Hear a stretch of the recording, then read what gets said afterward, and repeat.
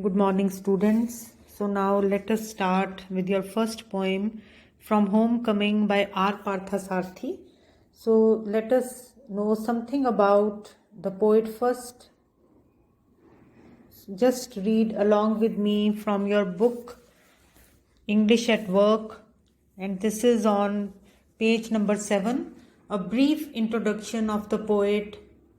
So poet, translator, critic and editor Rajgopal Parthasarthi was born in Tamil Nadu in 1934. So he was a poet also, and he was a translator. Translator means he translated poetry or other pieces of literature from one language into another. He was a critic also. Being a critic means he evaluated and assessed the works of other writers, and he was an editor. So he edited a magazine or a journal. He was born in Tamil Nadu in 1934. He spent his early years in the temple town of Srirangam before moving to Mumbai to do a BA and then an MA in English from Bombay University. ਪਹਿਲਾਂ ਕਿੱਥੇ ਰਹੇ ਆਪਣੇ ਜਿਹੜਾ ਉਹਨਾਂ ਦਾ ਜਨਮ ਸਥਾਨ ਸੀ. So then he moved to Mumbai to do BA and then an MA in English from Bombay University. After teaching in a college in Mumbai for some time, he went to England in 1963 to study at Leeds University. So कुछ देर उन्होंने मुंबई ਦੇ college ਵਿੱਚ teach ਕੀਤਾ, ਫਿਰ ਉਹ England ਚਲੇ ਗਏ leads university ਦੇ ਵਿੱਚ ਅੱਗੇ ਪੜ੍ਹਨ ਵਾਸਤੇ. The experience of living abroad away from his motherland and mother tongue becomes an important element of his poetry. So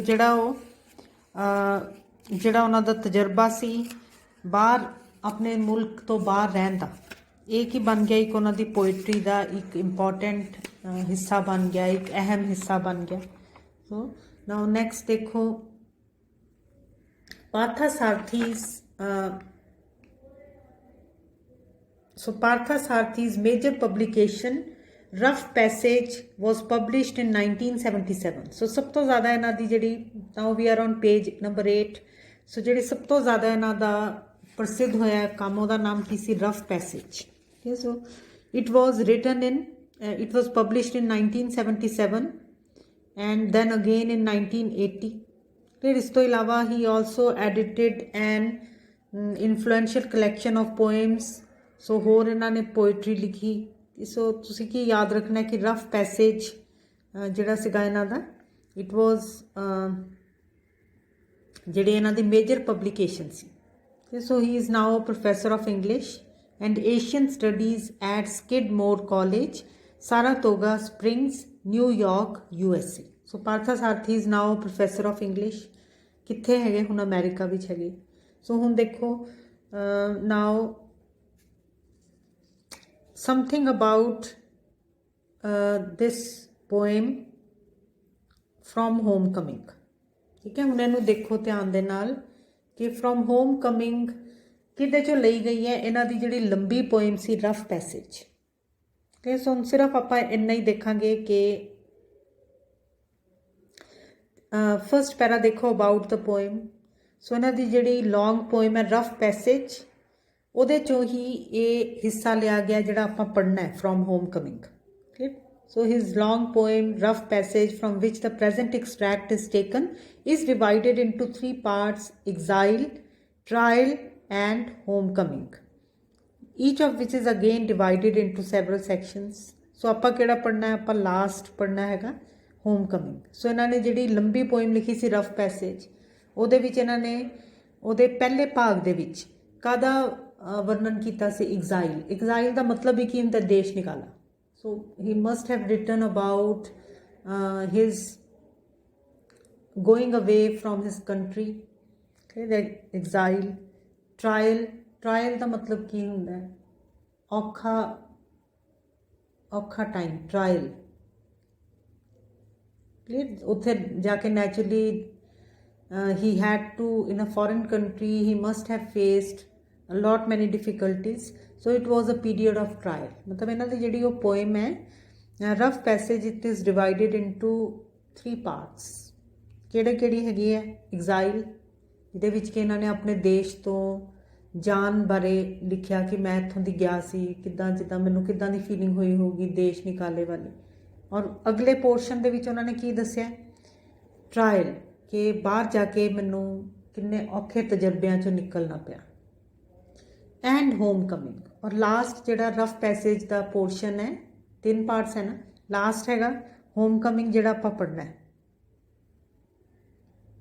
ਹੁਣ ਤੁਸੀਂ ਨੈਕਸਟ ਦੇਖੋ, homecoming is the third and last part of Rough Passage. So ਆਪਾਂ ਜਿਹੜਾ ਪੜ੍ਹਨਾ ਉਹ ਕਿਹੜਾ ਹੈਗਾ, next ਪੈਰਾ ਹੁਣੇ ਹੋਮ ਕਮਿੰਗ ਬਾਰੇ ਦੱਸ ਰਿਹਾ, ਆਪਾਂ ਰਫ ਪੈਸੇਜ ਦਾ ਤੀਸਰਾ ਹਿੱਸਾ ਪੜ੍ਹਨਾ ਹੈ, ਮਤਲਬ ਸਾਨੂੰ ਗਿਵਨ ਹੀ ਤੀਸਰਾ ਹਿੱਸਾ। ਦੇਖੋ, after exile and trial, when the poet comes home after a generation, he returns not to a land but to a language, Tamil. ਸੋ ਹੁਣ ਇਹਦੇ ਵਿੱਚ ਉਹਨਾਂ ਨੇ ਕੀ ਦੱਸਿਆ ਕਿ ਜਦੋਂ ਉਹ ਵਾਪਸ ਆਏ ਇੰਗਲੈਂਡ ਤੋਂ, ਦੇਸ਼ ਨਿਕਾਲੇ ਤੋਂ ਬਾਅਦ, ਜਦੋਂ ਦੇਸ਼ ਨਿਕਾਲੇ ਦਾ ਸਿੰਪਲੀ ਮਤਲਬ ਇਹ ਹੈ ਕਿ ਉਹਨਾਂ ਨੂੰ ਕੀ ਲੱਗਦਾ ਸੀ, ਜਿਸ ਤਰ੍ਹਾਂ ਕਿ ਉਹਨਾਂ ਨੂੰ ਆਪਣਾ ਕੰਟਰੀ ਨੂੰ ਛੱਡਣਾ ਪੈ ਗਿਆ ਹੈ। He felt like an exile. So then he returned not to a land but to language, Tamil. So ਜਦੋਂ ਵਾਪਸ ਆਏ ਤਾਂ he was very much attached with his own language, Tamil. It seems that he had missed it a lot, but it is not a triumphant homecoming because he returns with his tongue in English chains. ਪਰ ਜਦੋਂ ਵਾਪਸ ਆਉਂਦੇ ਆ ਤਾਂ ਕੋਈ ਮਜ਼ੇਦਾਰ ਕੰਮ ਨਹੀਂ ਹੈ, ਕਿਉਂਕਿ ਉਹਨਾਂ ਨੂੰ ਇੰਨਾ ਜ਼ਿਆਦਾ ਉੱਥੇ ਇੰਗਲੈਂਡ ਦੀ ਲੈਂਗੁਏਜ ਇੰਗਲਿਸ਼ ਬੋਲਣ ਦੀ ਇੰਨੀ ਜ਼ਿਆਦਾ ਆਦਤ ਪੈ ਗਈ ਹੈ that he feels that his own language is an alien one. ਉਹਨਾਂ ਨੂੰ ਕੀ ਲੱਗਦਾ ਕਿ ਆਪਣੀ ਭਾਸ਼ਾ ਉਹਨਾਂ ਦੀ ਜਿਹੜੀ ਜਿੱਦਾਂ ਥੋੜ੍ਹੀ ਬੇਗਾਨੀ ਉਹਨਾਂ ਨੂੰ ਲੱਗ ਰਹੀ ਸੀ, ਕਿਉਂਕਿ ਆਦਤ ਕੀ ਪੈ ਗਈ ਸੀ ਇੰਗਲਿਸ਼ ਬੋਲਣ ਦੀ। Moreover, the Tamil he turns to for reclaiming himself is no longer the language of classical texts, but has become the language of the media and popular films dominated by commercial interests. ਹੋਰ ਕੀ ਉਹਨਾਂ ਦੀ ਨਿਰਾਸ਼ਾ ਦਾ ਕਾਰਨ ਹੈ? ਪਹਿਲਾ ਦਾ ਕਾਰਨ ਕੀ ਹੈ ਕਿ ਉਹਨਾਂ ਨੂੰ ਕੀ ਲੱਗਦਾ ਹੈ ਕਿ now because he has been speaking English for a long time, therefore his own language Tamil appears to be unfamiliar to him. ਸੋ ਪਹਿਲੇ ਤਾਂ ਪ੍ਰੋਬਲਮ ਕੀ ਆਈ ਕਿ ਆਪਣੀ ਭਾਸ਼ਾ ਤੋਂ ਹੀ ਅਲਗਾਵ ਮਹਿਸੂਸ ਹੋਇਆ ਜਦੋਂ ਇੰਡੀਆ ਵਾਪਸ ਆਏ, ਕਿਉਂਕਿ ਇੰਨੀ ਜ਼ਿਆਦਾ ਉਹਨਾਂ ਨੂੰ ਕੀ ਬੋਲਣ ਦੀ ਆਦਤ ਪੈ ਗਈ ਸੀ, ਇੰਗਲਿਸ਼ ਬੋਲਣ ਦੀ ਆਦਤ ਪੈ ਗਈ ਸੀ। ਐਂਡ ਸੈਕੰਡਲੀ ਦੂਸਰੀ ਗੱਲ ਕੀ ਸੀਗੀ, ਜਦੋਂ ਬਹੁਤ ਦੇਰ ਬਾਅਦ ਉਹ ਜਿਸ ਤਰ੍ਹਾਂ ਬਾਹਰ ਤੋਂ ਵਾਪਸ ਆਏ ਤਾਂ ਉਹਨਾਂ ਨੂੰ ਕੀ ਲੱਗਾ ਕਿ this Tamil is not the Tamil that he was familiar with. ਕਿਉਂਕਿ Tamil was the language of the classical texts, ਕਿ ਜਿਹੜੇ ਪੁਰਾਣੇ ਬਹੁਤ ਜ਼ਿਆਦਾ ਮੰਨੇ ਹੋਏ ਜਿਹੜੇ ਟੈਕਸਟਸ ਹੈਗੇ ਆ, ਜਿਹੜੇ ਮੰਨੇ ਹੋਏ ਕਾਵਿ ਸੰਗ੍ਰਹਿ ਹੈਗੇ, ਉਹਨਾਂ ਦੀ ਜਿਹੜੀ ਤਾਮਿਲ ਸੀਗੀ ਉਹ ਵਾਲੀ ਤਾਮਿਲ ਹੁਣ ਉਹਨਾਂ ਨੂੰ ਦੇਖਣ ਨੂੰ ਨਹੀਂ ਮਿਲੀ, ਕਿ ਉਹਦਾ ਜਿਹੜਾ ਲੈਂਗੁਏਜ ਦਾ ਜਿਹੜਾ ਸਤਰ ਸੀਗਾ ਉਹ ਗਿਰ ਚੁੱਕਾ ਸੀਗਾ। Thus, the poet's homecoming is tempered by the realization that perhaps one can never be at home anywhere, that there is no primal wholeness to which one can return, rather we learn to substitute one sort of displacement for another. So ਫਿਰ ਉਹਨਾਂ ਨੂੰ ਇਸੇ poem 'ਚ ਕੀ realisation ਹੁੰਦੀ ਹੈ ਕਿ ਕੁਝ ਵੀ ਸਥਾਈ ਨਹੀਂ ਹੈ। ਸੋ ਜਸਟ ਇਮੈਜਿਨ ਕਿ ਇੱਕ ਵਿਅਕਤੀ ਆਇਆ ਬਾਹਰੋਂ ਆ ਕੇ ਕਿਸ ਉਮੀਦ ਨਾਲ ਆਇਆ, ਬਾਹਰਲੀ ਕੰਟਰੀ ਤੋਂ ਵਾਪਸ ਆ ਰਿਹਾ। So you can imagine the happiness of a person who is coming back from a foreign country and after a long time. So ਅਸੀਂ ਉਹਦੀ ਖੁਸ਼ੀ ਦਾ ਅੰਦਾਜ਼ਾ ਲਗਾ ਸਕਦੇ ਹਾਂ। ਪਰ ਨਾਲ ਹੀ ਕੀ ਸਾਨੂੰ ਯਾਦ ਰੱਖਣਾ ਹੈ ਕਿ when a person comes back to his own country after a long time, then what he may encounter.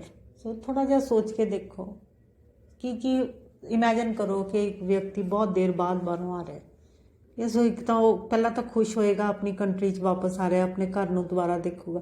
But don't you think that if he is coming back after a long time, a lot many things might have changed.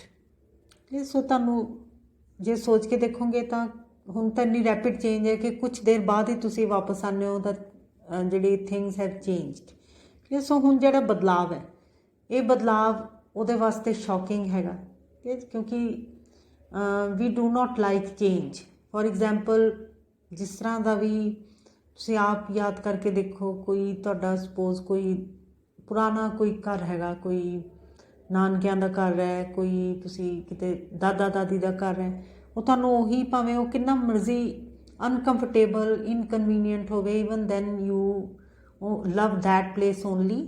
ਔਰ ਤੁਸੀਂ ਯਾਦ ਕਰਕੇ ਦੇਖੋ, ਜੇ suppose ਉਹਨੂੰ ਕਿਸੇ ਨੇ ਢਾਹ ਕੇ ਕੋਈ ਬਹੁਤ ਵੱਡਾ ਸਟਰਕਚਰ ਉੱਥੇ ਸੋਹਣੀ ਬਿਲਡਿੰਗ ਬਣਾ ਦਿੱਤੀ ਹੋਵੇ, even then you will miss that old place. ਫਿਰ ਉਹ ਵਾਲਾ ਛੋਟੀ ਜਿਹੀ ਜਗ੍ਹਾ ਤੁਹਾਨੂੰ ਫਿਰ ਯਾਦ ਆਏਗੀ, ਕਿਉਂਕਿ that place has associations, that you have many memories that are linked with that place only। ਸੋ ਇਸ ਕਰਕੇ ਇੱਥੇ ਵੀ ਹੁਣ ਉਹ ਆਇਆ ਵਾਪਸ, ਤਾਂ ਇੱਕ ਤਾਂ ਉਹਨੇ ਕੀ ਦੇਖਿਆ ਕਿ ਬਹੁਤ lot many things have changed, ਔਰ ਉਹਨੂੰ ਜ਼ਿਆਦਾ ਪਰੇਸ਼ਾਨੀ ਕਾਹਦੀ ਆ ਰਹੀ ਹੈ, that even the Tamil is not the same। ਜਿਹੜੀ ਭਾਸ਼ਾ ਉਹ ਛੱਡ ਕੇ ਗਿਆ ਸੀ ਉਹਦੇ ਵਿੱਚ ਬਹੁਤ ਜ਼ਿਆਦਾ ਗਿਰਾਵਟ ਆ ਚੁੱਕੀ ਹੈ। ਸੋ ਆਈ ਹੋਪ ਥੋੜ੍ਹੀ ਜਿਹੀ ਤੁਹਾਨੂੰ ਪੋਇਮ ਦੀ ਤੁਹਾਨੂੰ ਬੈਕਗਰਾਊਂਡ ਸਮਝ ਆ ਗਈ ਹੈ। So I will be continuing with the same poem in my next lecture.